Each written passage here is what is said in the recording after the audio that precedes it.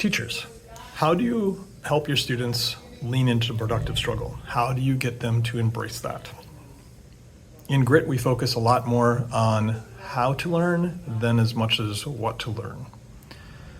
But in neuroscience, this is a little bit of two forces against each other. And we call that confirmation bias and cognitive dissonance. Okay, so let's break that down quickly. Confirmation bias is the brain's natural tendency to seek out what it already knows because it's comfortable, right? What we already see, well, we believe that, so great, this is awesome, I'm right, that's fabulous. Feels good to be right. Versus what challenges us. Cognitive dissonance, on the other hand, is when brain holds two conflicting ideas at the same time. That's discomfortable. Like that's discomfort. That's not great in our brain.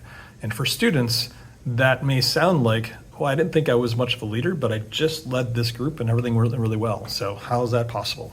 Or it might be like, I was paired with this group and I didn't think that we'd get along, but it went really well. So how'd that happen?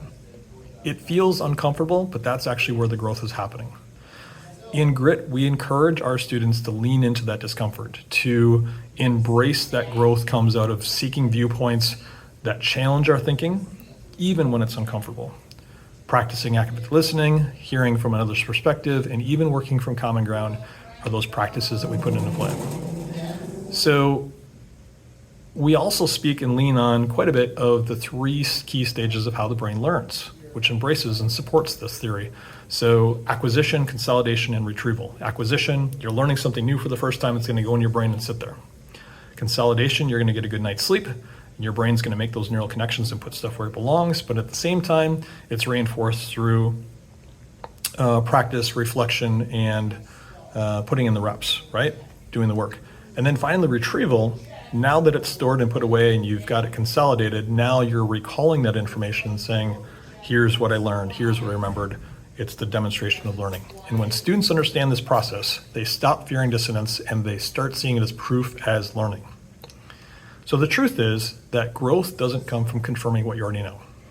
It comes from leaning into the challenge. It comes from listening to others and finding that common ground. That is what we do at the heart of Grit. So my question for you is, teachers, how do you help your students lean into that productive struggle instead of avoiding it? Thanks.